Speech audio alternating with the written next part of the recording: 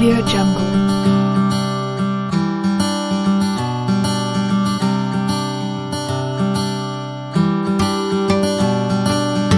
Audio Jungle.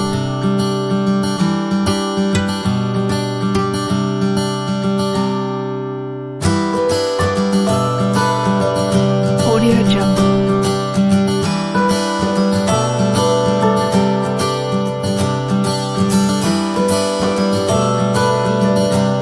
Audio Jungle.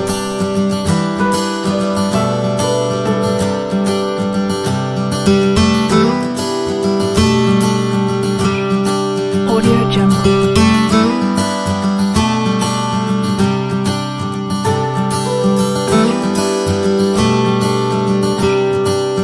Audio Jungle.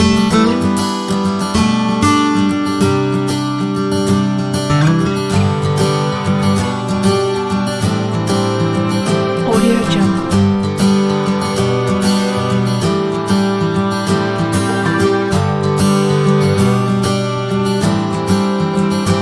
Audio Jungle.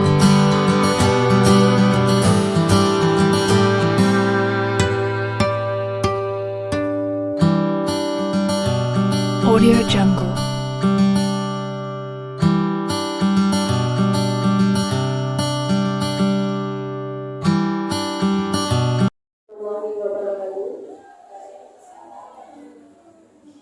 Diseminasi budaya positif Godong tanggal 10 Agustus 2024 oleh Desi Islamir Dayanti, calon guru penggerak angkatan 11 SD Negeri 1 Godong, dan dimulai. Bapak Ibu yang saya hormati, sebelum acara dimulai, mari kita baca basmalah terlebih dahulu supaya acara berjalan dengan lancar. Bismillahirrahmanirrahim. Bapak Ibu yang saya hormati, acara yang pertama yaitu menyanyikan lagu kebangsaan Indonesia Raya dari Impor Segi.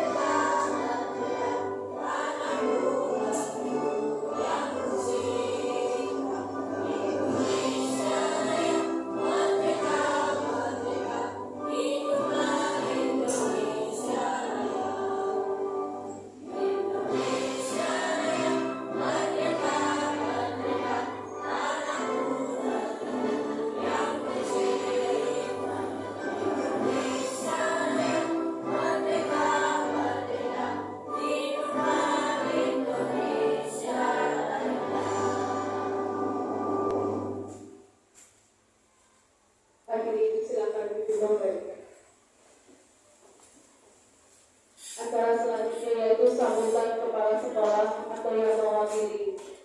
Silakan.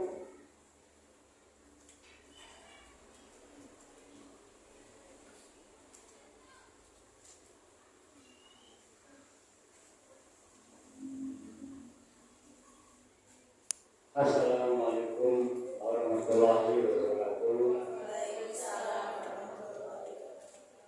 Bapak Ibu guru yang saya hormati, mari kita panjatkan betul kehadirat Tuhan Yang Maha Kuasa atas segala limpah rahmat taufik dan hidayahnya, sehingga kita bisa berkumpul pada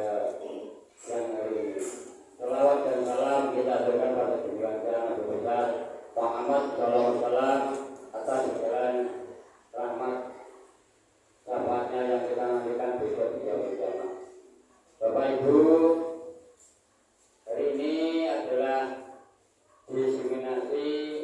Saya sebagai wakil dari Kepala Sekolah SD Negeri 1 Bodong, dan pada acara ini adalah diseminasi dari Ibu Desi Igna Hidayanti selaku calon guru penggerak angkatan 11. Diseminasi penyebaran budaya positif di sekolah, yaitu menjadi suatu hal yang bermakna dalam budaya dan pembelajaran di lingkungan sekolah. Karena Bapak Ibu guru nanti akan memulai hal-hal yang baru yang bermanfaat dalam pembelajaran dan dalam berbudaya di sekolah. Semoga pelaksanaan diseminasi ini nanti akan berjalan dengan lancar, aman, dan sukses.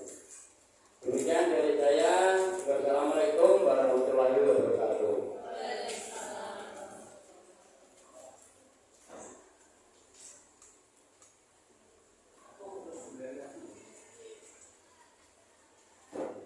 Acara selanjutnya yaitu diseminasi oleh Ibu Desi Igna Hidayanti. Silakan.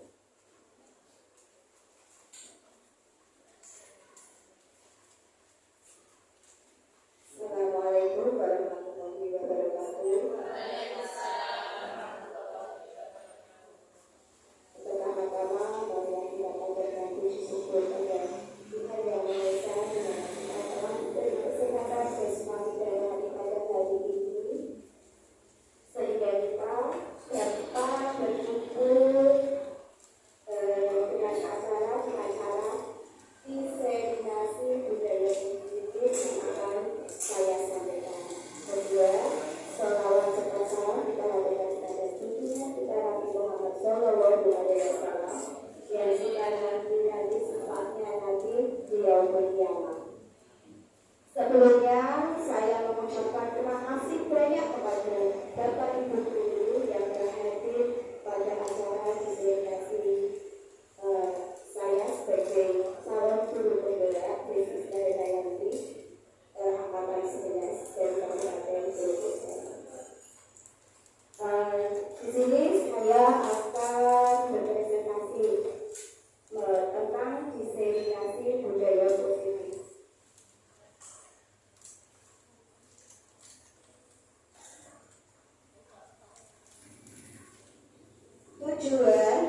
Tujuannya yaitu menyampaikan pembelajaran dari penerapan konsep inti dari modul budaya positif serta pemahaman mereka mengenai konsep-konsep inti dalam modul budaya positif.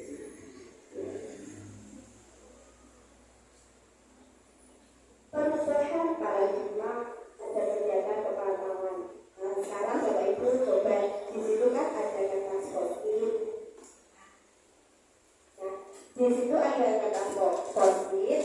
Coba yang sebelah kanan menyobek kertas post-it, langsung digenggam, terus digenggam. Nah, digenggam. Yang sebelah kiri enggak, yang sebelah kanan. Nah, digenggam sudah. Nah, terus ya, menggulung kertas yang kanan menggulung kertas, menggenggam sampai ke tangan. Terus selanjutnya Bapak Ibu yang sebelah kiri coba memaksa temannya tadi yang menggenggam atau dirayu atau dipaksa dirayu sehingga temannya tadi itu bisa melepaskan genggamannya. Coba Bapak Ibu, coba Bapak Ibu. Ya, dirayu, pokoknya dirayu dipaksa, ya, dengan berbagai cara dipuju, dirayu sehingga dia membujuk atau ya.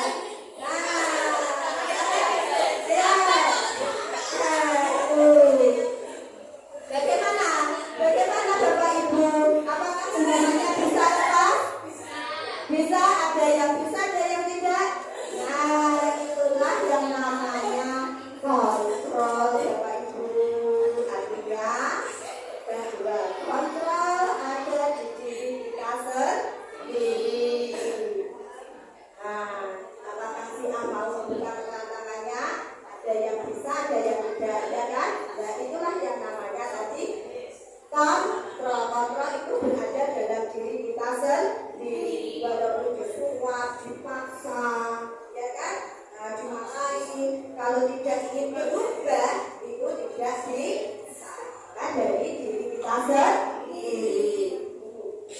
Nah, terus budaya positif. Budaya positif merupakan nilai-nilai keyakinan dan kebiasaan di sekolah yang berpihak pada murid dan dapat berkembang menjadi pribadi yang kritis, penuh hormat, dan tanggung jawab. Nah, konsep budaya positif itu sendiri yang pertama, disiplin positif. Kedua, nilai kebajikan dan keyakinan kelas. Ketiga, 5 kebutuhan dasar. Keempat, 5 posisi kontrol. Dan kelima, segitiga restitusi.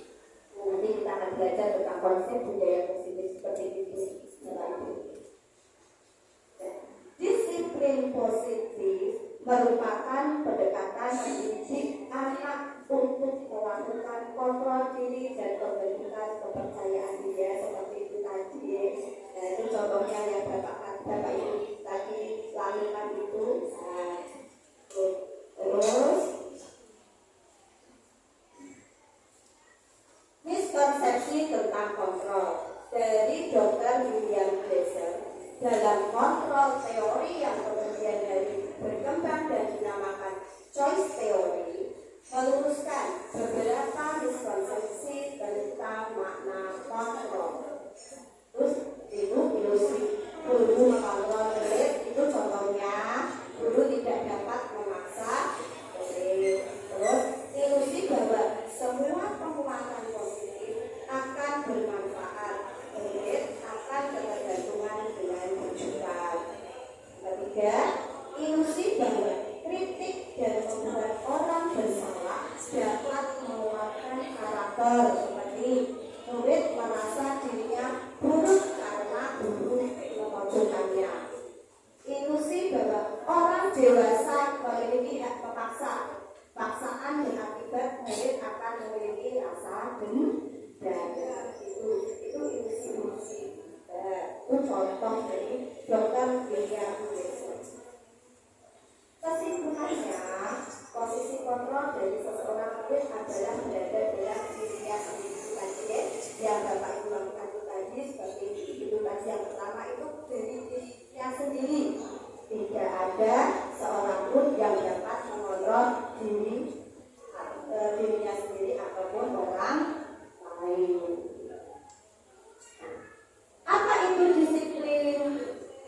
Disiplin merupakan pendekatan mendidik anak untuk melakukan kontrol diri dalam mencapai tujuan yang mulia.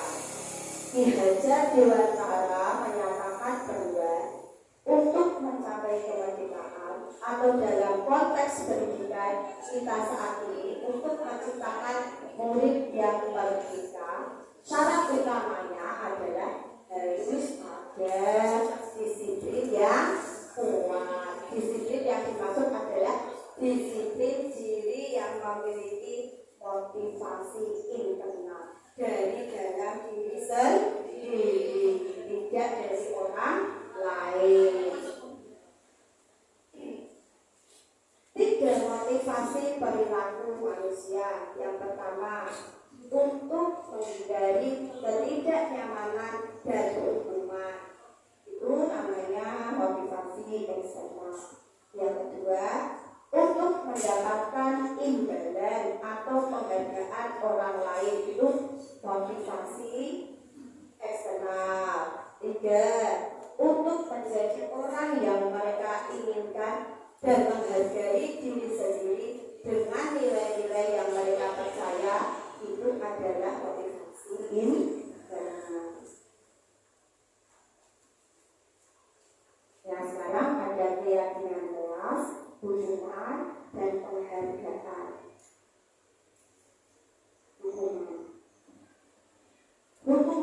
dapat bersifat verbal, kata-kata maupun fisik. Murid hanya akan menerima sanksi tanpa ada diskusi terlebih dahulu dan bersifat tiba-tiba.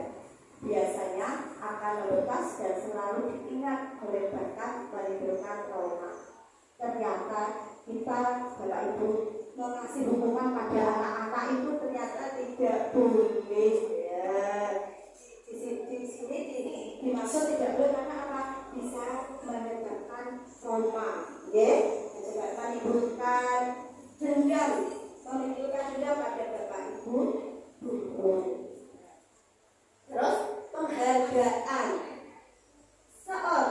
Seseorang akan berlaku baik dengan berharap penghargaan dari orang lain. Penghargaan merusak hubungan karena membuat orang lain yang tidak mendapat penghargaan menjadi iri. Penghargaan pun juga seperti itu. Ternyata juga tidak boleh, bisa membuat iri temannya. Nah, itu. Terus kesimpulan, penghargaan maupun hukuman adalah cara-cara mengontrol perilaku seseorang. Gitu ya, dari ternyata kita itu penghargaan hukuman itu memang cara-cara mengontrol perilaku seseorang.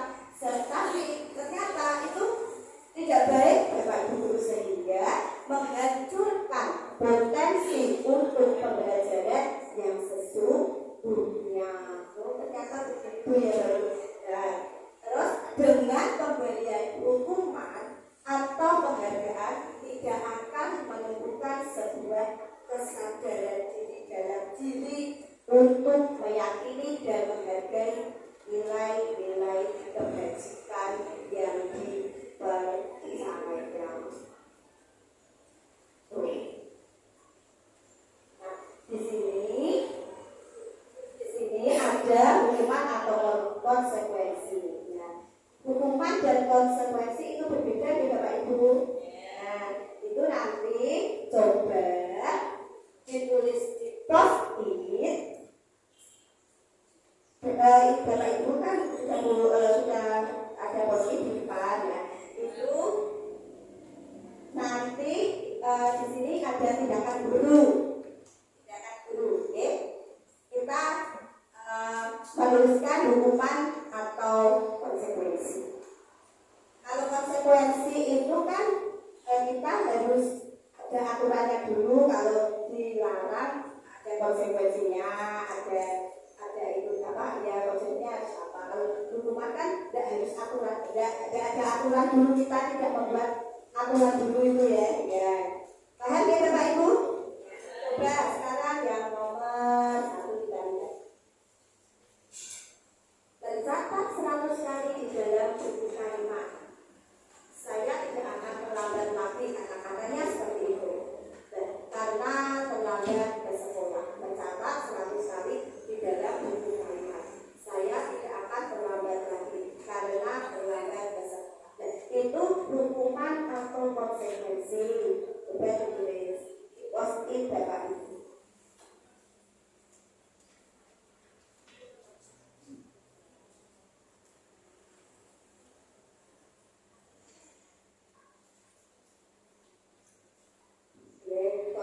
Hukuman atau konsekuensi. Sudah Bapak Ibu? 2 menit ya? Nah.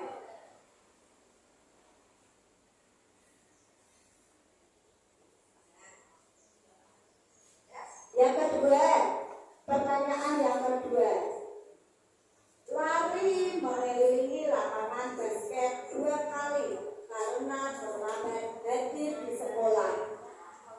Hukuman atau konsekuensi? Dituliskan di post-it ya. 1 pertanyaan, 1 post-it. 1 pertanyaan, 1 post-it.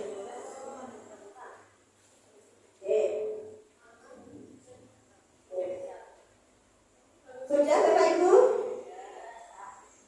Terus yang ketiga, murid diminta untuk push up 15 kali karena tidak menggunakan masker ke sekolah. Itu hukuman atau konsekuensi.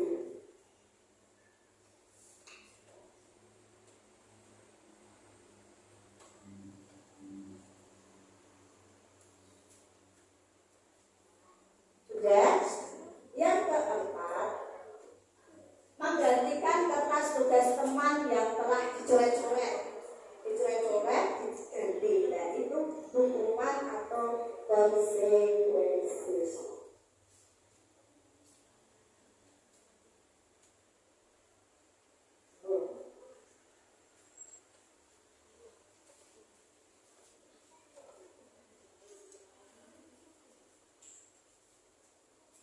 Yang kelima, membersihkan tumpahan air di meja tulis karena tersenggol pada saat belajar. Itu hukuman atau konsekuensi. Membersihkan tumpahan air di meja tulis karena tersenggol pada saat belajar. Dan terus selanjutnya, pertanyaan selanjutnya, murid disuruh untuk mengenakan sepatu seharian di sekolah karena tidak mengenakan sepatu hitam. Murid disuruh untuk mengenakan sepatu seharian di sekolah karena tidak mengenakan sepatu hitam. Termasuk hukuman atau konsekuensi. Yang terakhir, lari mengelilingi lapangan basket 2 kali karena terlambat 10 menit untuk pelajaran PJOK.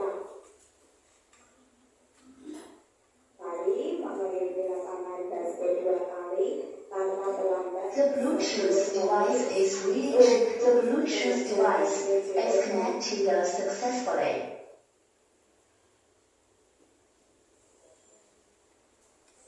Sudah? Sudah Bapak Ibu? Ya, coba pertanyaannya tadi yang ditulis di podcast Bapak Ibu. Kita lihat, benar apa salah? Ya, oke. Ternyata mencatat 100 kali di dalam buku kalimat, saya tidak akan terlambat lagi. Karena terlambat ke sekolah itu termasuk hukuman, ya, termasuk hukuman. Terus yang kedua, lari mengelilingi lapangan basket 2 kali karena terlambat hadir di sekolah, termasuk apa Bapak Ibu? Hukuman, ya. Terus yang ketiga, murid diminta untuk push up 15 kali karena tidak menggunakan masker ke sekolah, termasuk hukuman. Ya. Terus menggantikan kertas tugas teman yang telah dicoret-coret. Konsekuensi atau hukuman? Konsekuensi, ya. Menggantikan kertas tugas teman yang dicoret-coret. Biasanya anak-anak suka kalau bercanda seperti itu ya Bapak Ibu, coret-coret, nangis, terus disuruh ibunya mengganti, Bapak Ibu gurunya mengganti kertasnya itu tadi, ya. Itu namanya konsekuensi. Nah, terus membersihkan tumpahan air di meja tulis karena tersenggol pada saat belajar. Hukuman atau konsekuensi? Oh iya, konsekuensi. Membersihkan tumpahan. Gak sengaja tersenggol, biasanya air minum anak-anak ya. Terus dibersihkan mejanya. Itu termasuk konsekuensi. Terus murid disuruh untuk mengenakan sepatu seharian di sekolah karena tidak mengenakan sepatu yang berwarna hitam. Itu konsekuensi atau hukuman? Konsekuensi atau hukuman? Hukuman. Dia dihukum karena tidak memakai sepatu yang berwarna hitam. Terus lari mengelilingi lapangan basket 2 kali karena terlambat 10 menit untuk pelajaran PJOK. Konsekuensi atau hukuman Bapak Ibu? Konsekuensi ya, terlambat ada waktu pelajaran PJOK, terlambat 10 menit kok melayu pas terlambat ya, hukumannya ada konsekuensinya kalau terlambat, yaitu mengiringi lapangan basket 2 ya. Terus nah, hukuman dan konsekuensi itu berbeda. Hukuman itu sesuatu yang menyakitkan harus terjadi, itu hukuman.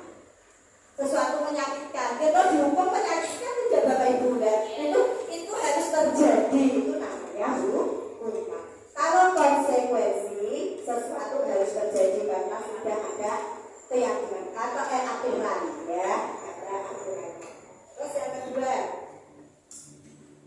membuat anak sakit, hukuman itu contohnya seperti itu, membuat anak sakit fisik maupun hati untuk jangka waktu lama.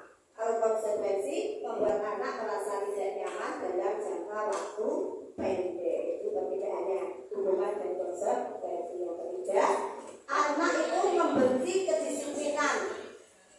Yaitu kalau hukuman itu anak akan membenci kedisiplinan. Yang konsekuensi, anak menghargai disiplin. Nah, yang keempat, paksaan. Kalau hukuman itu paksaan. Nah konsekuensinya stimulus gampang. Terus mendorong anak menyakiti diri sendiri. Hukuman, ya tahu kan hukum. Kan itu mendorong anak untuk menyakiti diri sendiri. Oh kamu tidak melakukan PR. Coba maju ke depan, angkat kakinya. Itu kan menyakiti diri sendiri. Nah konsekuensinya mendorong anak agar mudah menyesuaikan diri. Itu perbedaannya kita itu hukuman dan konsekuensi. Terus konsep diri yang buruk. Kalau konsekuensi, konsep diri yang baik. Hukuman dan konsekuensi. Terus anak belajar untuk menyembunyikan kesalahan. Biasanya orang dihukum menyembunyikan kesalahan, biasanya kok mengaku sindir kan? Nah itu bisa, itu anak belajar untuk menyembunyikan kesalahan. Kalau konsekuensi, anak belajar untuk mematuhi peraturan karena sudah ada peraturannya, ada konsekuensinya. Terus hukuman seperti itu. Terus yang terakhir, marah, rasa bersalah, dipermalukan, merasa tak dihargai. Tuh, kalau konsekuensi kehilangan hak, sebuah tidak nyaman, dihasilkan untuk sementara. Itu perbedaan antara hukuman dan konsekuensi. Nah, sini lihat tabel. Tabel Bapak Ibu, hukuman, disiplin, konsekuensi, restitusi. Lihat ya. Hukuman itu sesuatu yang menyakitkan harus terjadi. Konsekuensi sesuatu harus terjadi. Restitusi, nah kita nanti akan belajar tentang restitusi. Ini restitusinya, restitusi merupakan pilihan. Nah yang kedua, tidak nyaman untuk murid anak untuk jangka waktu panjang. Konsekuensi, tidak nyaman untuk murid atau anak untuk jangka waktu pendek. Dan restitusinya menguatkan untuk murid atau anak dalam jangka waktu panjang. Korban di hukuman, korban mendapatkan keadilan. Kalau konsekuensinya, korban bisa diabadikan. Kalau restitusi, korbannya mendapatkan ganti. Terus murid anak akan tersakiti. Hukuman. Kalau konsekuensinya, murid atau anak dibuat tidak nyaman. Restitusinya, murid atau anak mendapatkan penguatan. Terus perilaku pasif agresif itu meningkat kalau hukuman.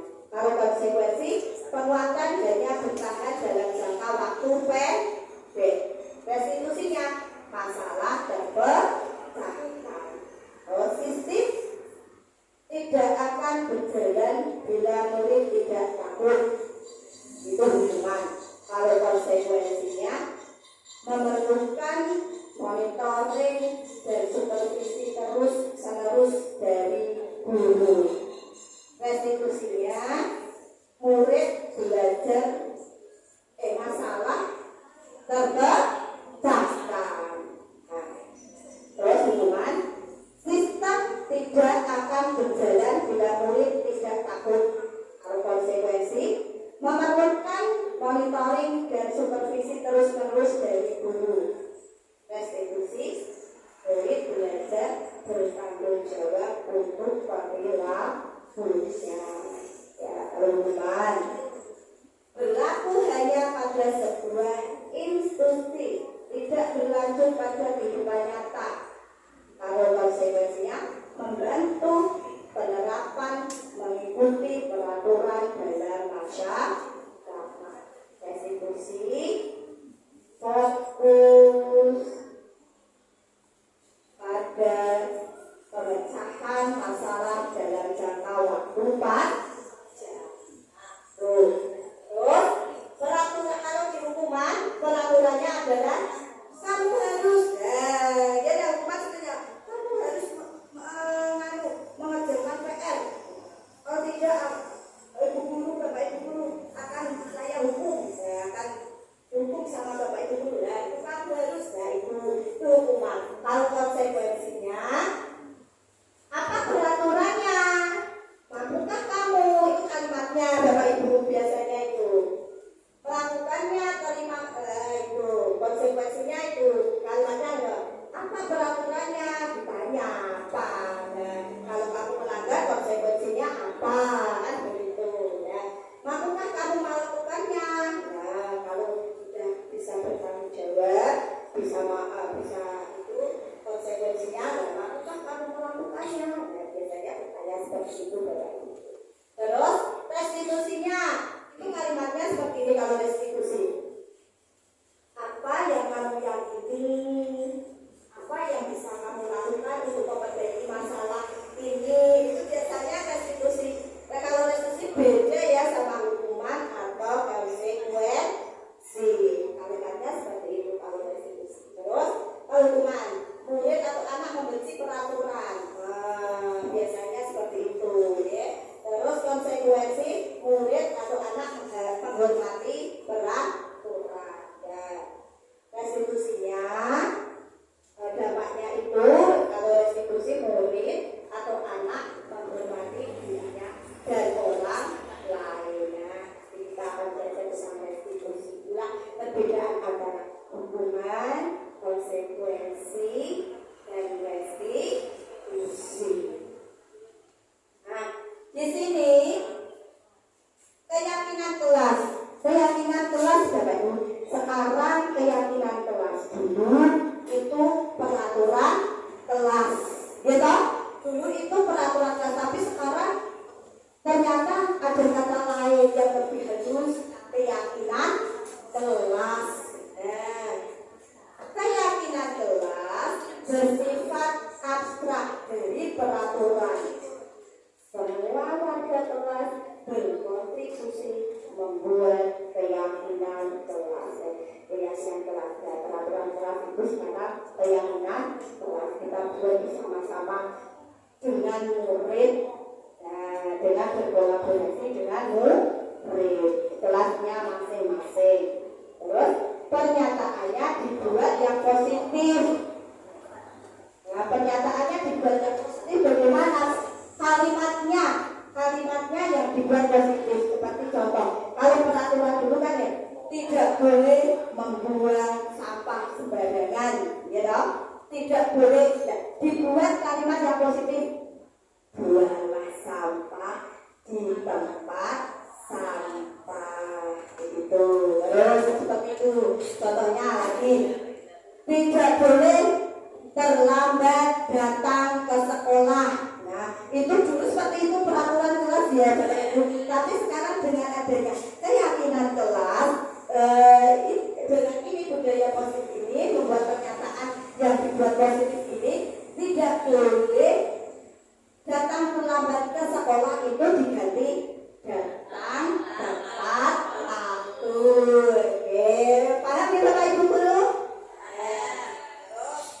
Sekarang bersifat universal, bersifat umum, universal ya. Terus, nah, contoh keyakinan kelas itu tadi ya, seperti yang saya contohkan tadi itu menjaga kebersihan, saling menyayangi sesama teman, datang tepat waktu, berkata jujur, itu contoh. Nah, contoh keyakinan kelas. Yuk, kita buat keyakinan kelas ya, dan juga Bapak Ibu guru, kita mencoba membuat keyakinan kelas. Ya, di post-it, yuk, di post-itnya Bapak Ibu depan itu, coba kita membuat keyakinan kelas. Oke, kita kasih waktu 2 menit deh.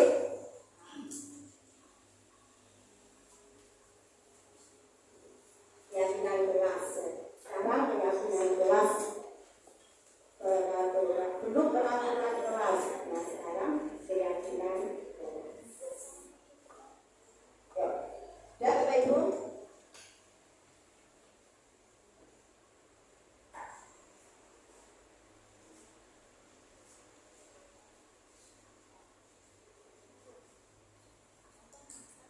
Ya, contoh membuat keyakinan kelas.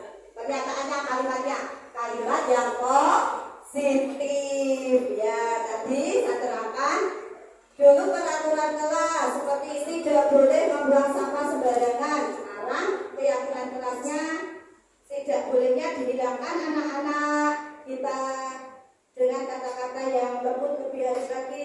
Tidaknya dihilangkan seperti apa? Buanglah sampah di tempat sampah. Jadi tidaknya itu tidak dipakai membuat kalimat yang positif. Sudah Bapak Ibu guru? Nanti sekarang siapa yang mau dapat dengan ya pertanyaan tadi kita membuat keyakinan kelas? Ya.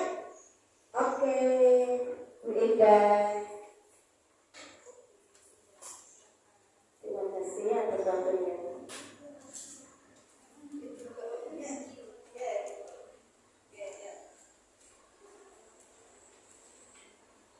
Contohnya dalam saya yang menulis tadi, makan pada saat jam istirahat. Berarti tidak usah dikasih, tidak boleh makan pada jam istirahat. Iya, betul. Berarti makan pada waktu istirahat ya. Terima kasih Bu. Beda. Aplaus buat Beda. Ya, Beda mencontohkan kalau dulu peraturan tidak boleh makan di dalam kelas. Nah, terus membuat keyakinan kelas bersama murid-muridnya dengan pernyataan makan di saat jam istirahat. Ya, terima kasih. Contoh siapa lagi? Siapa lagi ya?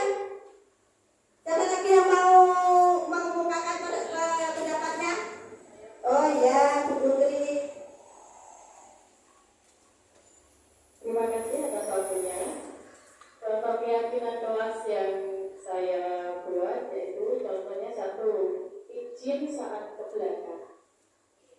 Yang kedua, hormati guru saat menerangkan. Biasanya kan dilarang bicara saat guru menerangkan. Jadi apa itu menghormati guru saat menerangkan. Terima kasih. terima kasih. Aplaus buat Bu Putri. Ya, Bu Putri membuat keyakinan dulu peraturan tidak boleh berbicara di dalam kelas. Itu peraturan. Sekarang kalau keyakinan kelas dibuat bersama anak-anak dengan pernyataan hormati guru di saat menerangkan atau mengajar di dalam kelas. Ya. Paham ya Bapak Ibu guru? Ya, membuat perbedaan peraturan kelas dan keyakinan kelas yang dulu sampai sekarang. Paham ya Bapak Ibu? Sekarang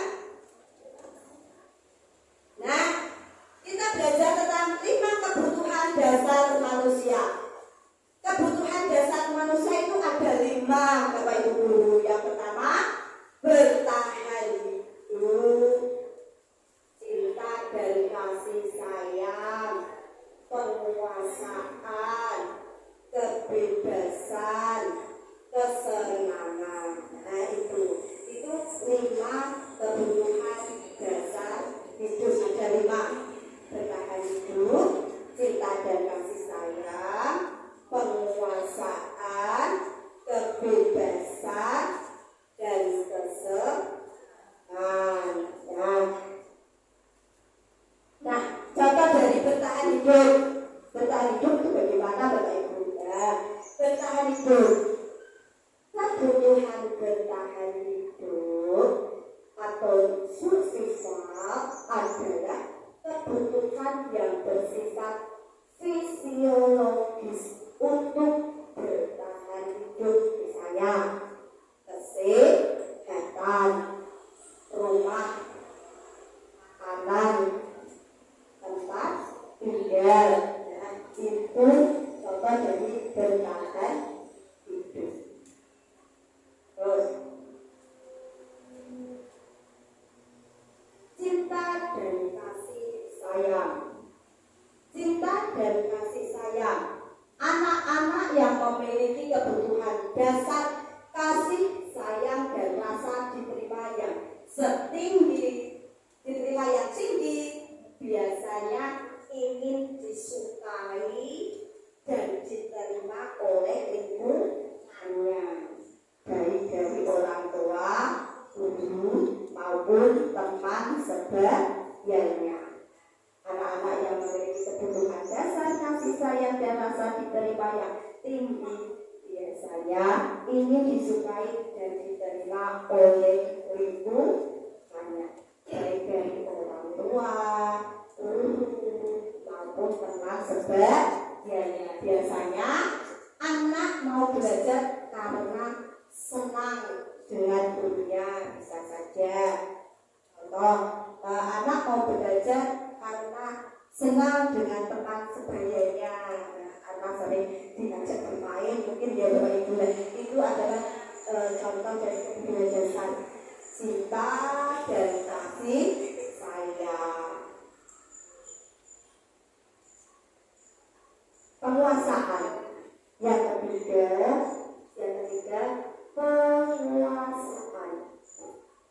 Kebutuhan ini berhubungan dengan kekuatan untuk mencapai sesuatu, menjadi kompeten, menjadi terampil, diakui atas prestasi dan keterampilannya, didengarkan dan dimiliki dan rasa harga diri.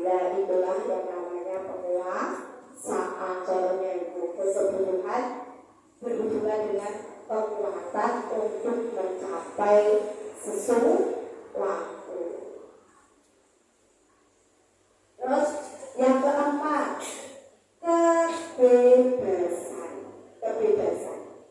Kebutuhan untuk bebas adalah kebutuhan akan kemandirian, otonomi, memiliki pilihan dan mampu mengendalikan arah hidup seseorang. Anak-anak dengan kebutuhan kebebasan yang tinggi menginginkan pilihan. Mereka perlu banyak bergerak, suka mencoba-coba, tidak terlalu terpengaruh orang lain, dan senang mencoba hal baru dan menarik. Ternyata kalau anak-anak kita selalu ingin ngarani bagaimana ya, sesukanya sendiri. Nah, ternyata itu dia mempunyai kebutuhan dasar, yaitu apa? Kebebasan. Dia perlu kebutuhan dasar yang kebebasan itu ternyata anak-anaknya. Dengan kita belajar dengan budaya positif ini kita tahu ya, oh anakku kok suruh sakarpe dewe, tidak mau menulis, bermain dulu atau bagaimana. Ternyata dia itu membutuhkan kebutuhan dasar, yaitu kebebasan, Bapak Ibu. Terus kesenangan.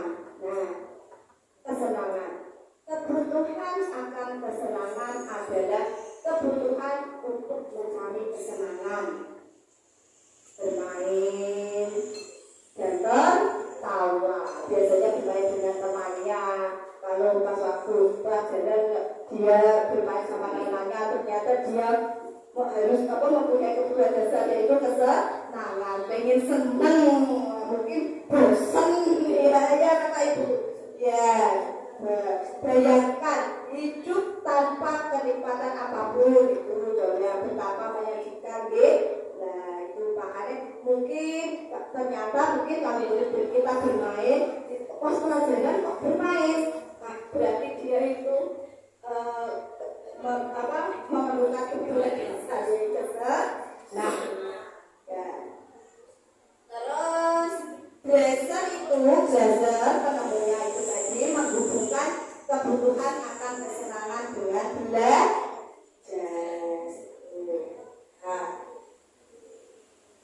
Nah di sini 5 posisi kontrol. Nah, kita sebagai bapak ibu guru itu ya, kita akan belajar dengan 5 posisi kontrol juga. Nah posisi kontrol itu yang pertama penghukum, kedua pembuat orang bersalah, ketiga teman, keempat pemantau, yang kelima manajer. Ya, 5 posisi kontrol yang harus kita pelajari ya. 5 penghukum, membuat orang merasa bersalah, teman, pemantau, manajer. Ada 5 juga. Penghukum. Nah, di sini penghukum. Seorang penghukum bisa menggunakan hubungan fisik maupun verbal. Orang-orang yang menjalankan posisi penghukum senantiasa mengatakan bahwa sekolah memerlukan sistem atau alat yang dapat lebih menekan murid-murid lebih dalam lagi. Guru-guru yang menerapkan posisi penghukum akan berkata, ya biasanya kalau kita di posisi penghukum berkatanya bagaimana Bapak Ibu? Patuhi aturan saya, awas kalau kalian tidak mematuhi aturan saya. Ya seperti itu ya Bapak Ibu. Nah terus kalimat yang kedua contohnya, kamu selalu saja salah. Tuh, kamu selalu saja salah. Ya kamu menunjuk ya itu. Terus selalu, pasti selalu yang terakhir selesai. Ya, nah seumpama kita membuat pelajaran menulis ya, kegiatan menulis, menurut kita ada yang tulisannya kan belum bisa menulis, kalau menulis pelan-pelan ya, tulisan dihukum.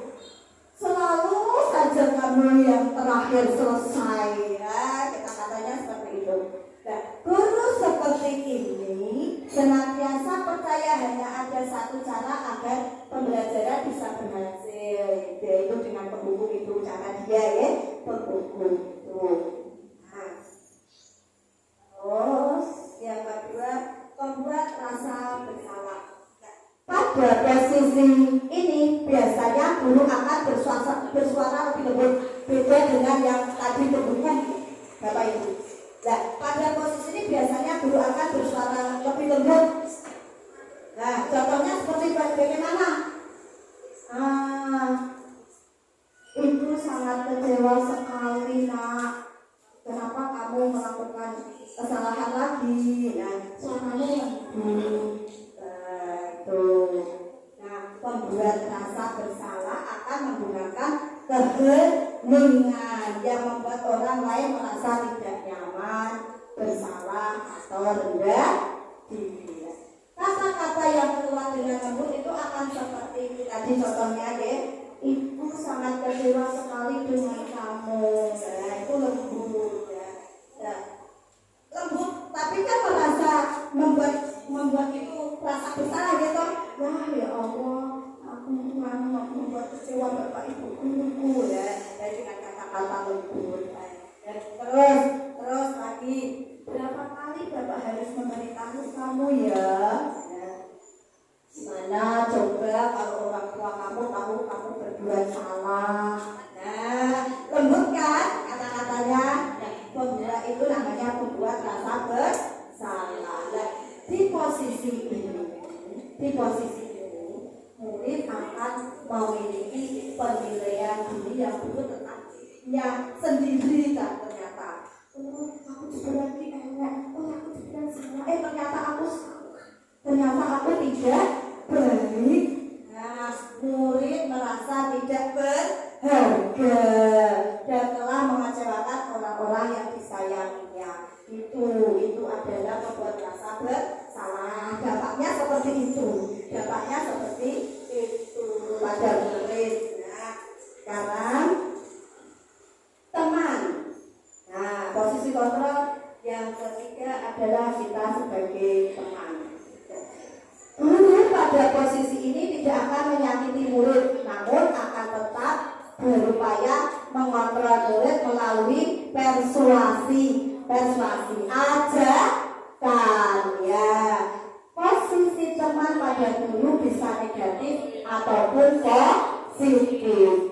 Positif di sini berupa hubungan baik yang terjalin antara guru dan murid. Guru di posisi teman menggunakan hubungan baik dan support untuk mempengaruhi seseorang.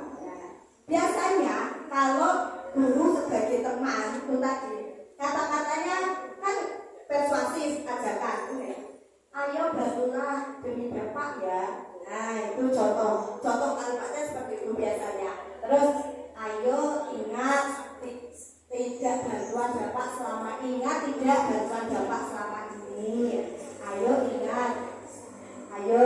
ingat tidak bantuan bapak selama ini. Ajakan. Nah, terus contoh lagi, ya sudah kali ini tidak apa-apa, nanti ibu bantu bereskan. Nah itu kalimatnya seperti itu bapak. Kita harus menggunakan posisi kontrol itu sebagai teman. Contohnya seperti itu. Terus memantau berarti mengawasi. Memantau itu berarti mengawasi. Pada saat kita mengawasi, kita bertanggung jawab atas perilaku orang-orang yang kita awasi. Posisi pemantau berdasarkan pada peraturan-peraturan dan konsekuensi dengan menggunakan sanksi atau konsekuensi. Kita dapat memisahkan hubungan pribadi kita dengan murid sebagai seseorang yang menjalankan posisi pemantau. Ya, pertanyaannya biasanya contohnya bagaimana kalau kita guru sebagai pemantau? Ya, biasanya gini pertanyaannya. Biasanya pertanyaan yang diajukan oleh pemantau itu nih, peraturannya apa?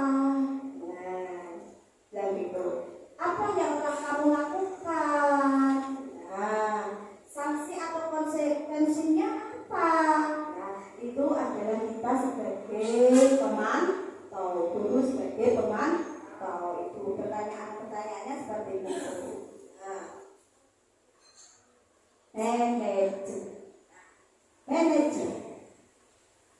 Manajer adalah posisi di mana guru berbuat sesuatu bersama dengan murid, mempersilahkan murid, mempertanggungjawabkan perilakunya, mendukung murid agar dapat menemukan solusi atas permasalahannya sendiri. Seorang manajer telah memiliki keterampilan di posisi teman maupun kembali kepada posisi teman maupun pemantau. Ya. Biasanya seorang manajer itu telah memiliki keterampilan di posisi teman maupun pemantau. Itu tadi. Nah, kita sebagai teman, kita sebagai pemantau.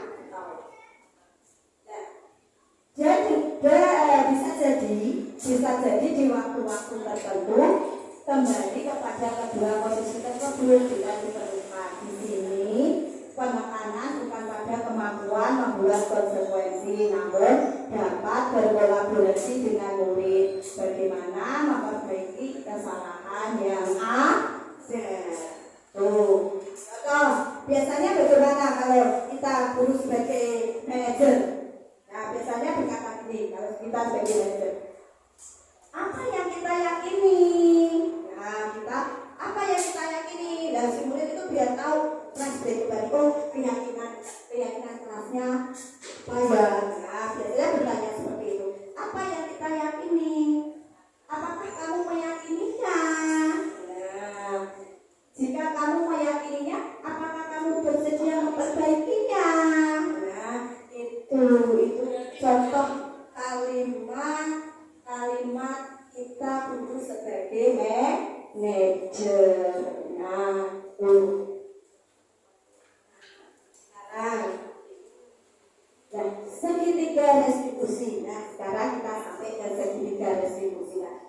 tadi sudah mengobrol tentang restitusi ya, ada hubungan konsekuensi restitusi ya. Segitiga restitusi adalah suatu proses dialog yang dijalankan oleh guru atau orang tua agar dapat menghasilkan murid yang mandiri dan bertanggung jawab. Nah, itu segitiga restitusi itu Bapak Ibu. Suatu proses dialog, percakapan dialog yang dijalankan oleh guru atau orang tua agar dapat menghasilkan murid yang mandiri dan bertanggung jawab. Segitiga restitusi. Ini Bapak Ibu guru namanya segitiga restitusi. Ada menstabilkan identitas, validasi kebutuhan, menanyakan keyakinan. Nah, kalau validasi kebutuhan, validasi kebutuhan, itu seperti kamu tentu punya alasan mengapa melakukan itu. Biasanya kata-katanya seperti itu.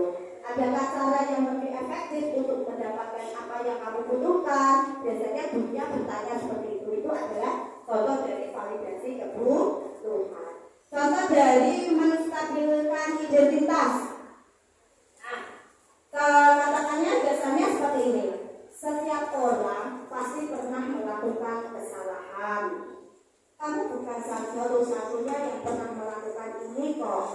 Itu adalah contoh kalimat itu tadi. Apa menstabilkan identitas. Nah, terus yang menanyakan keyakinan.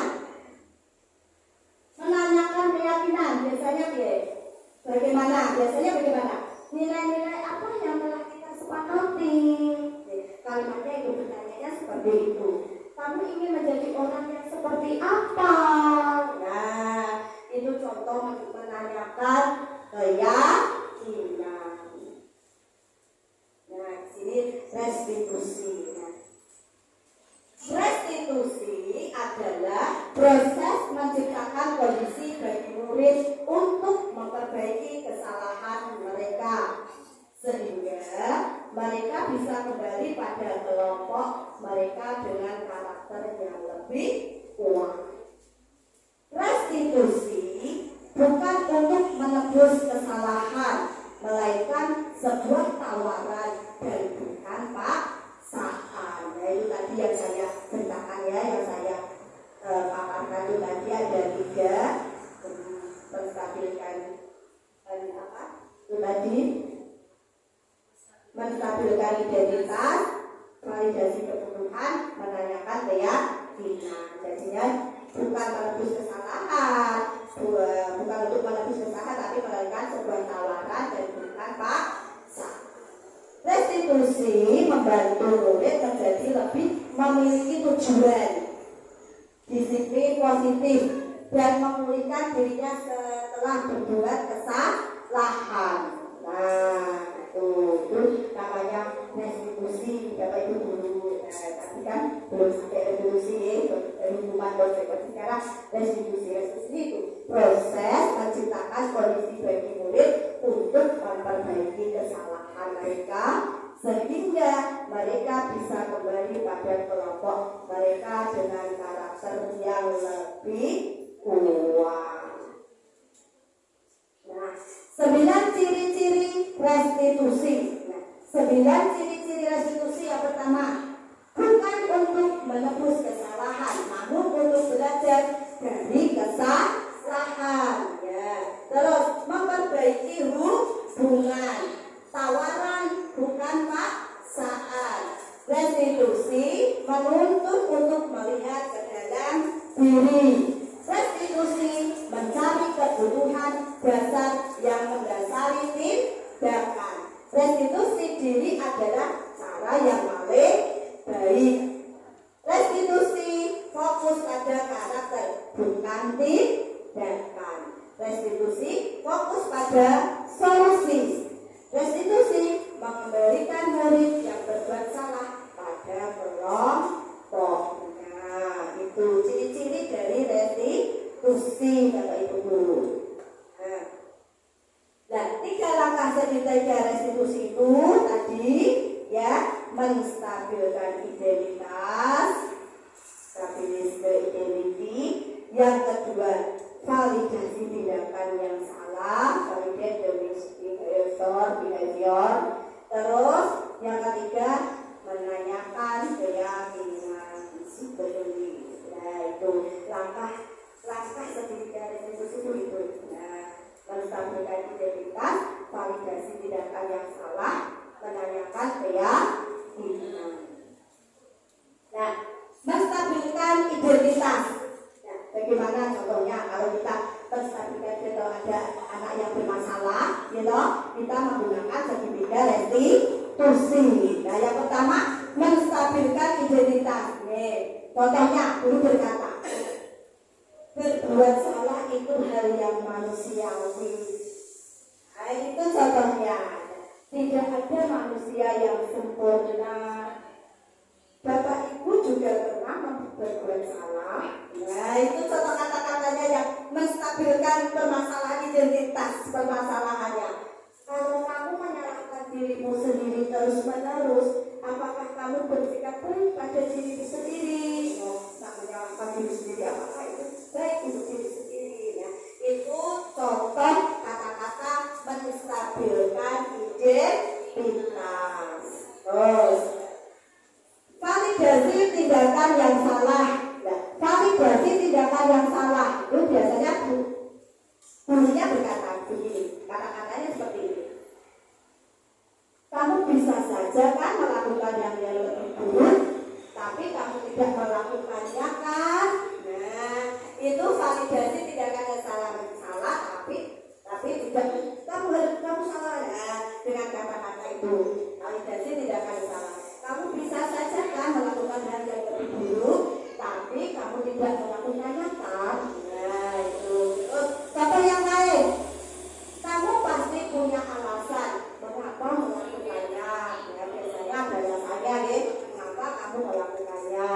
Terus, maukah kamu belajar cara lain untuk mendapat yang kamu butuhkan tanpa harus mengukur? Dan itu biasanya kalau siswa kita berkenan terus membutuhkannya. Nah, itu validasi tindakannya bisa ditanya seperti itu. Maukah kamu belajar cara lain untuk mendapat yang kamu butuhkan tanpa harus mengukur? Itu contoh dari validasi tindakan. Terus yang ketiga, segitiga restitusi yang ketiga yaitu menanyakan keyakinan. Guru berkata, biasanya kata-katanya seperti ini. Apa nilai yang kita percaya di kelas atau di sekolah kita? Nah, itu meyakinkan, ya, menanyakan keyakinan. Apa nilai yang kita percaya di kelas atau sekolah kita? Ya, pasti boleh kan? Oh ya, keyakinan kelas kita apa ya? Kan tahu ya. Nah, terus kamu ingin menjadi orang yang seperti apa? Ditanya. Kamu ingin menjadi orang yang seperti apa? Ya, itu ada boleh. Terus yang ketiga, apa yang kamu rasakan ketika kamu melakukan itu? Kamu menjadi orang yang seperti apa? Nah, jadi itu ya. Nah, itu contoh kata-kata atau kalimat tentang menanyakan keyakinan. Nah, kesimpulannya menerapkan segitiga restitusi pada masalah yang muncul dengan menempatkan diri pada posisi kontrol manajer, maka aspek yang dikembangkan pada murid adalah motivasi intrinsik, sehingga penanaman nilai-nilai kebajikan dapat tumbuh dan berkembang menjadi suatu kebiasaan positif dan membentuk karakter positif untuk murid. Pada akhirnya tercipta budaya positif. Nah, nilai-nilai kebajikannya banyak sekali Bapak Ibu. Ada tanggung jawab, jujur, mandiri, ya, kreatif, inovatif, ya, itu termasuk nilai-nilai kebajikan banyak sekali. Ya, tuh. Terima kasih, demikian presentasi di inspirasi yang saya sampaikan. Kalau ada Bapak Ibu yang mau bertanya, silakan. Oke, ya, Bu Ika.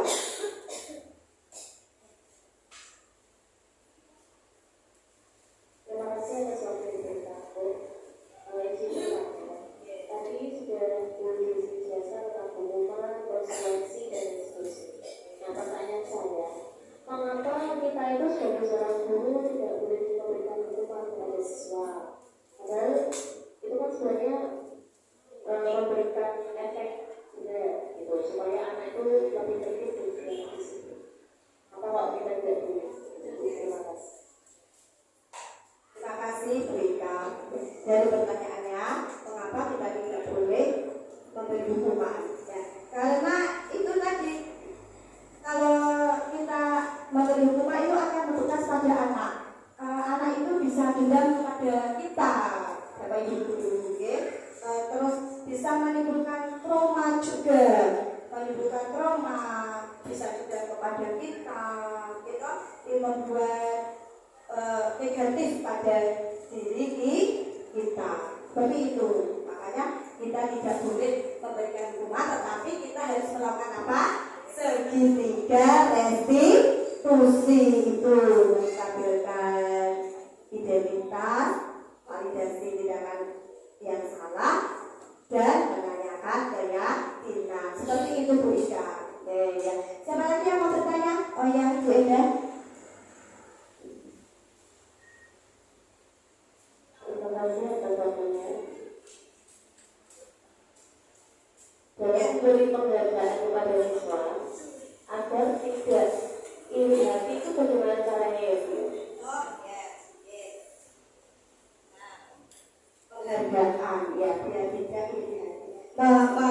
Memberi penghargaan kepada murid biar tidak iri hati, itu beda. Kalau saya itu menerapkan seperti ini.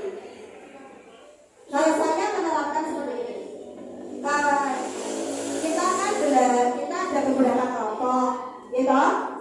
Setiap kelompok kalau sudah mempresentasikan jawabannya tadi, saya memberi ada bintang pada setiap kelompok, walaupun itu benar, walaupun itu salah. Nah, itu ya memberi tanda bintang karena apa? Karena sudah mempresentasikan seperti itu. Itu kan tidak secara langsung ya Bu. Nah, kita memberi penghargaan tidak secara langsung. Nah, itu nanti kita memberi penghargaannya itu kalau memberi nilai yang baik, ya, penghargaan nilai yang baik itu kalau kita mengadakan evaluasi. Nah, kalau kita mengadakan evaluasi kan itu ya, ada yang nilainya baik, ada yang nilainya jelek, ada yang memuaskan, ada yang tidak. Nah, itu nanti kita membuat penghargaannya yang lebih yang tadi jadi kan tidak terus mencolok ya, tidak membuat iri teman yang lain. Nah, kamu nggak belajar kok makanya nilainya jelek, kan tidak iri gitu. Nah, itu kamu nilainya bagus, kamu mendapatkan nilai yang bagus, berarti kan itu tidak membuat iri itu ya. Seperti itu Bu Eda. Ada yang ditanyakan lagi? Oh, iya. Sudah? Ya, kalau sudah saya mengucapkan terima kasih. Demikianlah presentasi dari saya, Desi Sinayani. Selanjutnya saya kembalikan kepada moderator.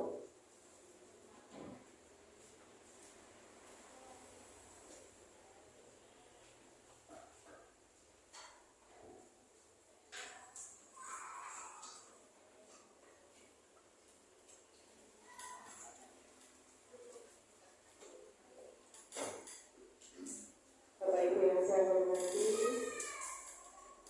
acara hari ini sudah selesai. Nanti sebelum pulang, kami lanjutkan dengan bacaan hamdalah bersama-sama. Assalamualaikum warahmatullahi wabarakatuh. Waalaikumsalam warahmatullahi wabarakatuh.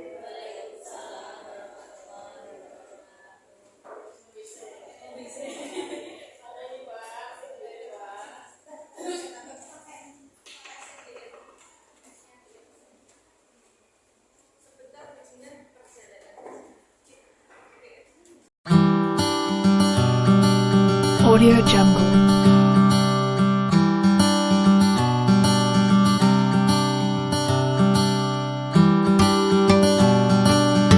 Audio Jungle.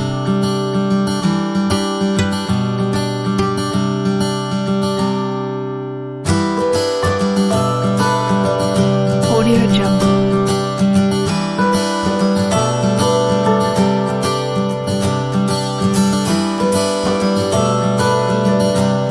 Audio Jungle.